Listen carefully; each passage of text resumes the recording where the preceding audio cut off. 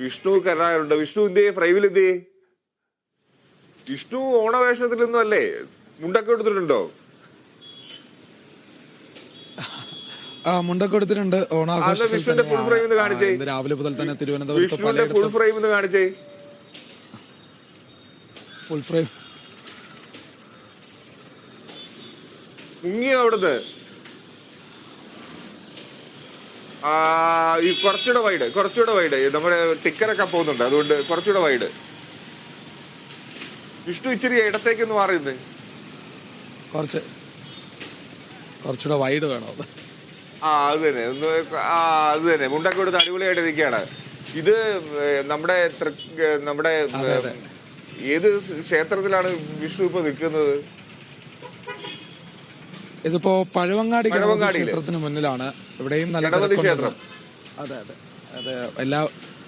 ഇവിടെ നല്ല തിരക്കുള്ളത് കൊണ്ട് തന്നെ തൊഴുവാനെത്തുന്നവരൊക്കെ ഇവിടെ വലിയ തിരക്കിലാണ്. പെട്ടെന്ന് വന്നു പോയിക്കൊണ്ടിരിക്കുകയാണ്. നിറയെ ആളുകളുണ്ട്. രാവിലെ തന്നെ കേന്ദ്രമന്ത്രി സുരേഷ് ഗോപിയൊക്കെ ഇവിടെ ഉണ്ടായിരുന്നു. വന്ന് അമ്പലത്തിൽ വന്ന് തൊഴുതിട്ടാണ് പോയത്. നിരവധി ആളുകൾ ഇവിടെ വന്നിട്ടുണ്ട്. പത്മനാഭസ്വാമി ക്ഷേത്രത്തിലുണ്ട്, ഇവിടെയുണ്ട്, ശ്രീകണ്ഠേശ്വരം ക്ഷേത്രമുണ്ട്. അവിടെയൊക്കെ ഈ തിരുവനന്തപുരം സിറ്റി ഭാഗത്ത് തന്നെ ഉള്ള പരിസരത്തുള്ള ക്ഷേത്രങ്ങളിലെല്ലാം രാവിലെ മുതൽ നല്ല തിരക്കുണ്ട്. അല്ലാതെ നോക്കുമ്പോൾ റോഡുകളിലൊക്കെ തിരക്ക് കുറവാണ്. ഈ തിരുവോണം ആയതുകൊണ്ട് തന്നെ അമ്പലങ്ങളിൽ കൂടുതൽ ആളുകൾ എത്തിത്തുടങ്ങുന്നുണ്ട്. രാവിലെ തന്നെ കേരള വേഷമൊക്കെ ധരിച്ച് ഇവിടെ വന്ന് പ്രാർത്ഥിച്ച് ഒരു നല്ല ദിവസം തുടങ്ങുന്നു. അതിനുശേഷം വീട്ടിലേക്ക് പോയി ഓണസദ്യയൊക്കെ ഒരുക്കുന്ന ഒരു സാഹചര്യമാണ്. വിഷ്ണു, ആ നടയോട് ചേർന്ന് ഇച്ചിരി നീങ്ങി നിൽക്കാമോ? നടയോട് അടുപ്പിച്ച്, നടയോട് ചേർന്ന്, ആ കാറൊക്കെ കഴിഞ്ഞ് നടയോട് ചേർന്ന്. അതാണ് ഇവിടെ നല്ലൊരു തിരക്കാണ് രാവിലെ മുതൽ. ഇപ്പൊ വിഷ്ണുവിനെ മുഴുവനായി കാണാം. പിന്നെ ഇപ്പോ വാഹനങ്ങളൊക്കെ പോകുന്ന ഒരു വഴിയാണിത്. വണ്ടിയൊന്നും ഇടിക്കില്ല അവിടെ നിന്നു.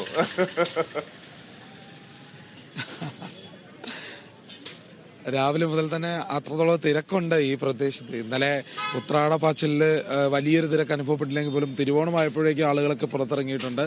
രാവിലെ തന്നെ ക്ഷേത്രങ്ങളിലെത്തി തൊഴുന്നുണ്ട്. എല്ലാവരും ആ ഒരു ദിവസം ആ തിരുവോണത്തിന്റെ ഒരു ആഘോഷത്തിന്റെ ഭാഗമായി തന്നെ അമ്പലങ്ങളിൽ തന്നെയാണ് കൂടുതലും ഉള്ളത്. അതായാലും വലിയൊരു ഉത്സവത്തിന്റെ ഭാഗമായി തന്നെ തലസ്ഥാനം ഒരുങ്ങിക്കഴിഞ്ഞുവെന്ന് നമുക്ക് വ്യക്തമായി പറയാൻ സാധിക്കും. അത്തരത്തിലുള്ള ഒരു സാഹചര്യം തന്നെയാണ് ഈ ചുറ്റുമൊക്കെ കാണുന്നത്. ഇന്നലെ ഉത്രാടപ്പാച്ചിലിൽ പലയിടത്തും തിരക്കില്ലായിരുന്നു. പക്ഷെ അതിനെ അപേക്ഷിച്ച് അത്യാവശ്യം ആളുകളൊക്കെ ഇവിടെ വന്നു പോകുന്നുണ്ട്. ഈ പഴവങ്ങാടി ക്ഷേത്രത്തിലാണ് ഇപ്പോൾ നിൽക്കുന്നതെങ്കിലും ഈ തിരുവനന്തപുരം നഗരത്തിന്റെ എല്ലാ ഭാഗത്തുള്ള ക്ഷേത്രങ്ങളിലും കൂടുതൽ ആളുകൾ എത്തുന്നുണ്ട്, രാവിലെ തൊഴുന്നുണ്ട്.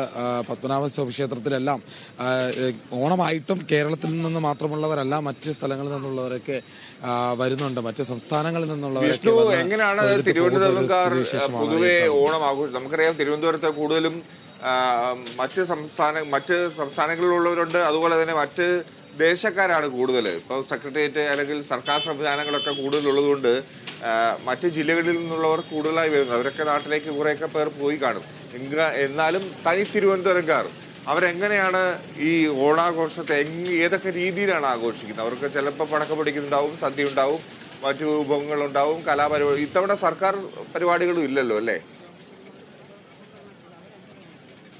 തീർച്ചയായിട്ടും ഫിജി, അതൊരു വലിയ ഒരു വിഷമമുള്ള കാര്യമാണ്. അതായത് തിരുവനന്തപുരത്തെ സംബന്ധിച്ചിടത്തോളം ഓണാഘോഷം എന്ന് പറയുമ്പോൾ ഈ സർക്കാർ ആഘോഷങ്ങൾ വളരെ പ്രാധാന്യം അർഹിക്കുന്നതാണ്. എല്ലാ വർഷവും തിരുവനന്തപുരത്തെ ഓണാഘോഷമാണ് വലിയ ആഘോഷമെന്ന് ഒരു സ്വയം ഒരു അഹങ്കാരമായി പറയുന്ന ഒരു ആളുകളുള്ള സ്ഥലമാണ്. അപ്പോൾ അത്തരത്തിൽ കാര്യങ്ങൾ പോകുന്നത് തീർച്ചയായിട്ടും ഈ സർക്കാർ ഓണാഘോഷമൊക്കെയുണ്ട്, നിറയെ ലൈറ്റൊക്കെയാണ്. അത്തരത്തിലുള്ള ഒരു വലിയ ആഘോഷമാണ്.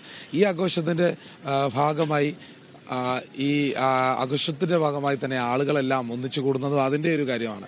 അല്ലാതെ ക്ഷേത്രങ്ങളിൽ പോവുക, തിരുവോണ ദിവസം തന്നെ ക്ഷേത്രങ്ങളിൽ പോയി തൊഴുക, അതിനുശേഷം അമ്പലത്തിൽ പോയി വീട്ടിലേക്ക് മടങ്ങുക, സദ്യവട്ടം ഒരുക്കുക, അതൊക്കെയാണ് പ്രധാനമായും തിരുവോണത്തിനുള്ള സാധാരണഗതിയിലുള്ള ഒരു ആഘോഷം. തിരുവനന്തപുരത്തെ സംബന്ധിച്ച് അത്രത്തോളമുള്ള കാര്യങ്ങൾ തന്നെ മാത്രമാണുള്ളത്. പിന്നെ അത് കഴിഞ്ഞ് ഉച്ച കഴിഞ്ഞ് പുറത്തേക്കൊക്കെ ഇറങ്ങുക. ഉച്ച കഴിഞ്ഞ് വലിയ തിരക്കായിരിക്കും. വൈകിട്ടോടെ തന്നെ ആർക്കും പുറത്തേക്ക് ഇറങ്ങാൻ പറ്റാത്തത്ര തിരക്കമായിരിക്കും. വൈകുന്നേരത്തോടെ തന്നെ ഈ സിറ്റി വിട്ടുള്ള ഈ വിനോദസഞ്ചാര കേന്ദ്രങ്ങളിലൊക്കെയും വലിയ ആളുകളുണ്ടാവും. ഓണത്തിന്റെ ഒരു ആഘോഷം എന്തായാലും ഉണ്ടാവും. പക്ഷേ ഇത്തവണ വലിയ ഒരു തിരക്കൊന്നും കാണുന്നില്ല. കാരണം ഓരോ വർഷം കഴിയും തോറും ഓണത്തിന് അത്രത്തോളം സ്വീകാര്യതയോടെ സ്വീകരിക്കുന്ന ഒരു സാഹചര്യം കാണുന്നില്ല. പലയിടത്തും ആളുകൾ തിരക്കാണ്. ജീവിതം, ജോലി, അതോടൊപ്പം തന്നെ സ്വന്തം നാട്ടിലേക്കുള്ള യാത്രകൾ, ഇതൊക്കെയാണ് ഓണത്തിന് തിരുവനന്തപുരത്ത് നിന്ന് കാണാനും കേൾക്കാനും പറ്റുന്ന കഥ. ഫിജി.